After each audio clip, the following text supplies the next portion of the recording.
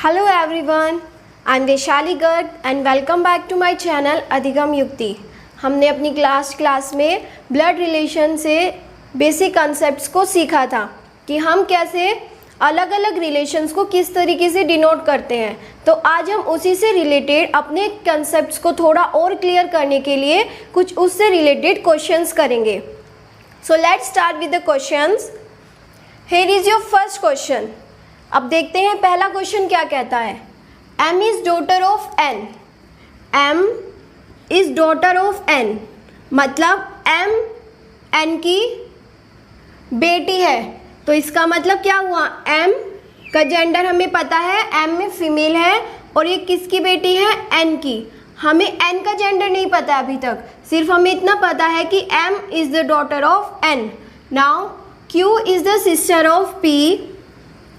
अब हमें बोला गया है Q सिस्टर है P की। Who is the son of N। अब हु किसके लिए यूज किया गया है, Q के लिए या P के लिए। हमेशा याद रखना है कि जब आपका हु आएगा तो हु आपका हमेशा सेकंड सब्जेक्ट के लिए यूज होगा। मतलब Q और P में से हु आपका P के लिए यूज हुआ है, और अगर आपका एंड होता तो एंड आपका Q के लिए यूज होता।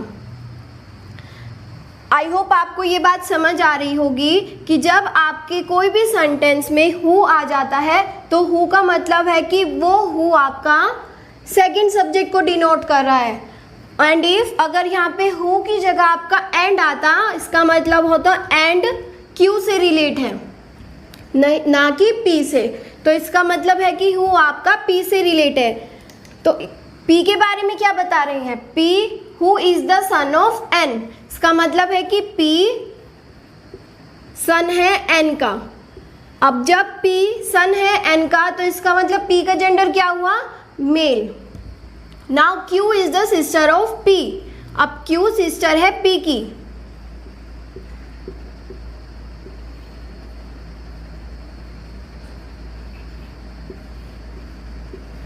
Q का जेंडर हमें पता लग गया, Q क्या है, सिस्टर है तो she is female. Now how Q related to M। अब Q M से किस तरह से रिलेट है, हमें पता है कि P M का भाई है, Q P की बहन है। तो इसका मतलब क्या हुआ, Q और M दोनों क्या हुए, सिस्टर्स हुई। इसका मतलब P का Q is related to M, Q is sister of M। So your option number C will be the correct answer. Now let's move to next question. तो this is your second question. Let's do it. A is B's brother. अब आपको क्या बोला है कि A B का भाई है, तो हम कैसे लिखेंगे इसको, A ब्रदर है तो मतलब मेल एंड सेम जनरेशन में, क्योंकि A B का भाई है। Now P is D's mother. P D की मदर है, P is mother of D and is aunt। अब एंड किसके लिए यूज हुआ है, D के लिए या P के लिए। अभी मैंने आपको लास्ट क्वेश्चन में बताया था कि आपका एंड हमेशा फर्स्ट सब्जेक्ट के लिए यूज होगा और हु आपका सेकंड सब्जेक्ट के लिए यूज होगा। तो आपका एंड किसके लिए यूज हुआ है, यहाँ पे P के लिए यूज हुआ है। तो P A की आंट है। इसका मतलब क्या हुआ कि P A की आंट हुई तो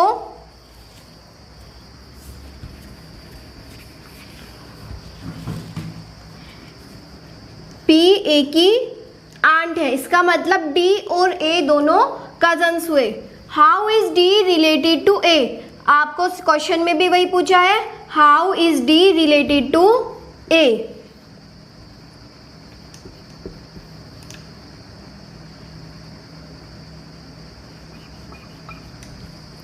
तो D A से कैसे रिलेट हुआ, D A का कजन हुआ। So your option number B will be the answer. Now let's move to the next question.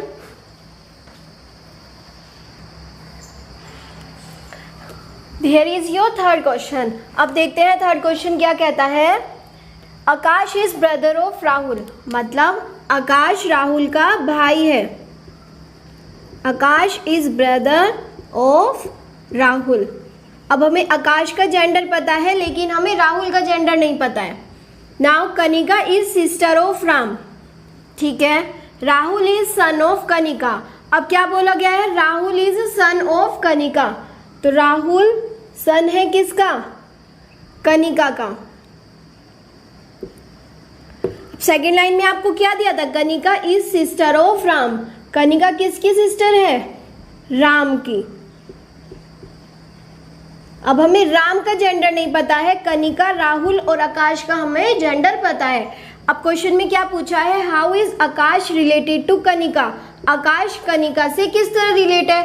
Simple सी बात है, आकाश राहुल का भाई है और राहुल की माता कनिका है, तो इसका मतलब आकाश की माता कौन हुई? कनिका। तो आकाश कनिका का सन हुआ। So your option number B will be the answer. Akash is the son of Kanika. Clear? Now let's move to the next question.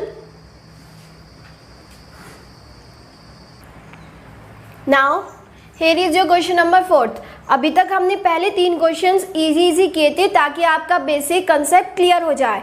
Now अब थोड़ा अपना लेवल हाई करते हैं क्वेश्चंस का। सो ये रहा आपका question. A is sister of B.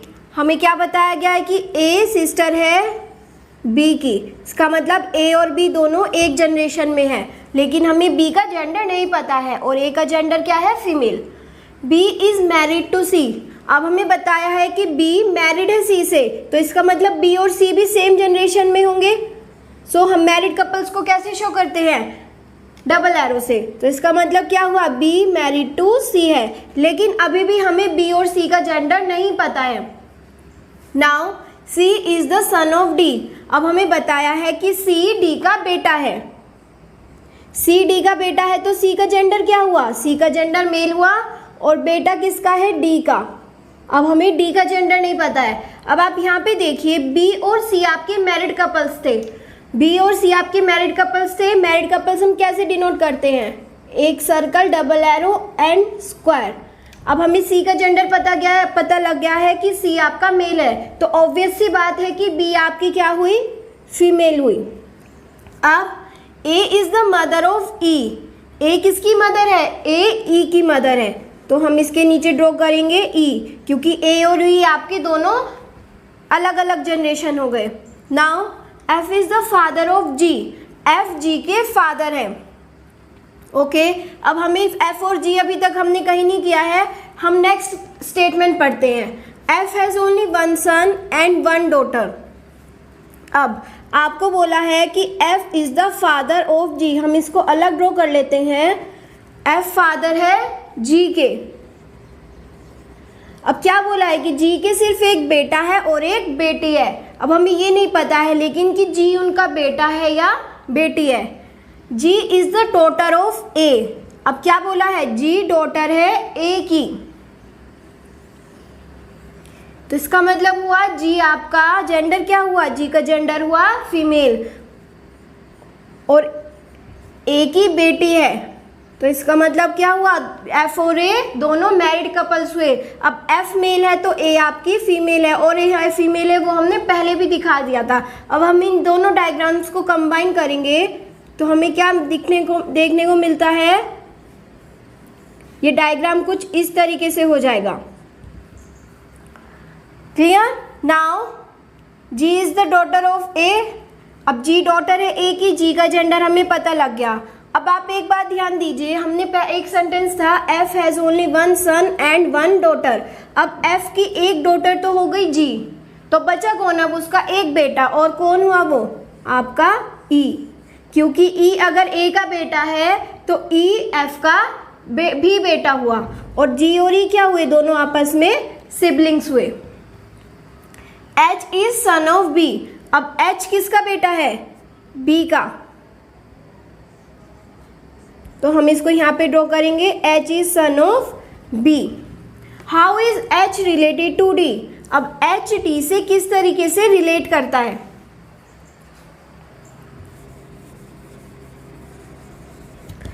अब आप क्या देख रहे हैं कि एच ये आपकी एक फैमिली हो गई, ये आपकी दूसरी फैमिली हो गई, राइट, क्योंकि एक ये मैरिड कपल हुआ, एक ये मैरिड कपल हुआ। अब एच डी का क्या हुआ? अगर एच सी का बेटा है और सी डी का बेटा है तो एच डी का क्या हुआ? एच डी का ग्रैंडसन हुआ, बिकॉज क्योंकि आपकी यहाँ पे दो जनरेशन्स है, फर्स्ट जनरेशन सेकंड जनरेशन, तो एच क्या हुआ? एच आपका ग्रैंडसन हुआ डी का। So your option number A will be the correct answer. I hope आप लोगों को यह क्वेश्चन समझ आया होगा। Now let's move to the next question.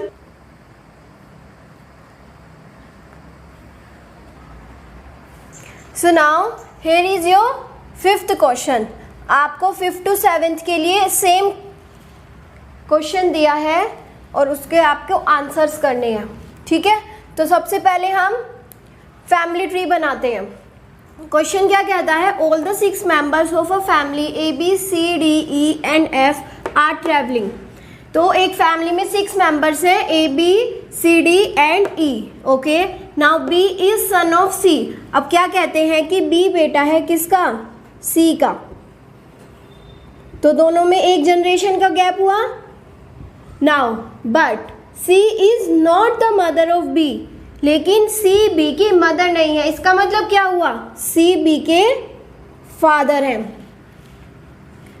A and C are married couple. अब क्या बोला है? ए और सी दोनों मैरिड कपल्स हैं। तो मैरिड कपल को हम कैसे शो करते हैं? डबल एरो से। अब हमें जब पता है कि सी का जेंडर मेल है तो ए का जेंडर ऑब्वियसली आपका फीमेल होगा, क्योंकि मैरिड कपल्स में एक मेल और एक फीमेल होता है। Okay, next E is the brother of C. अब क्या बोला है कि ई सी का ब्रदर है, तो हम इसको सेम जनरेशन में शो करेंगे with single arrow. Single arrow के साथ हम दिखाएंगे कि ई सी का ब्रदर है। D is the daughter of A. अब क्या बोला है कि डी ए की बेटी है। ए की बेटी कौन है? डी। अब ए की बेटी डी है और बी बेटा है ए का, तो इसका मतलब क्या हुआ? बी और डी दोनों सिबलिंग्स हो गए। F is the brother of B. अब आपको बोला है एफ बी का भाई है, तो ये भी सेम जनरेशन में हो गया। तो एफ का जेंडर क्या हुआ? एफ का जेंडर भी आपका मेल हुआ। नाउ आपको क्वेश्चन पूछा है how many male members are there in a family. अब आप यहाँ से अपने फैमिली ट्री से इजीली बता सकते हैं कितने मेल मेंबर्स हैं। 1 2 3 4, क्योंकि सिर्फ 4 मेंबर्स ऐसे हैं जिन पे हमने स्क्वायर यूज किया है। तो इसका मतलब कि what will be the answer? Answer will be your option number D 4। तो how many male members are there in a family? There are 4 male members in a family. Now let's move to next question. Now आपका 6th question कहता है who is the mother of B. Family tree हमने पहले ही draw कर लिया था। अब हम देखते हैं who is the mother of B. B कहाँ पे है? ये रहा। तो बी की मदर कौन है? सी और ए में से A. So what will be the answer? Your option number D A. A is the mother of B. So your option number D is the answer. Now next question. Now here is your question number 7th. Who is the wife of E? अब आपको पूछा गया है कि E की wife कौन है। अब आप फैमिली ट्री देख रहे होंगे कि ये रहा आपका E। E का कोई भी रिलेशन नहीं बताया है कि कौन उसकी वाइफ है, राइट। आप देख रहे होंगे यहाँ पे सिर्फ A का रिलेशन C से दिखाया है, वो भी एज अ ब्रदर। यहाँ पे आपको कहीं भी मेंशन नहीं है कि ई की वाइफ कौन है। तो आपका आंसर क्या होगा? आपका answer will B can not be determine. हम डिटरमाइन नहीं कर सकते बिकॉज आपको क्वेश्चन में नहीं बताया है कि ई की वाइफ कौन है। So your option number D C and D will be the right answer. Now I hope आप लोगों को क्वेश्चन समझ आए होंगे। आज हमने जो क्वेश्चंस किए हैं वो आपके बेसिक से रिलेटेड थे। हमने थोड़ा 1-2 हाई लेवल के क्वेश्चंस भी किए हैं। हम अगले सेशन में कोडेड क्वेश्चन से रिलेटेड बात करेंगे, लेकिन तब तक के लिए आप अपने इन सब से रिलेटेड क्वेश्चंस को प्रैक्टिस कीजिएगा और आपको PDF डिस्क्रिप्शन में मिल जाएगी। आई होप आप लोगों को सेशन पसंद आया होगा। We will meet in our next section with new questions of coded questions. So thank you everyone, and please do like, share and subscribe my channel Adhigam Yukti. Thank you.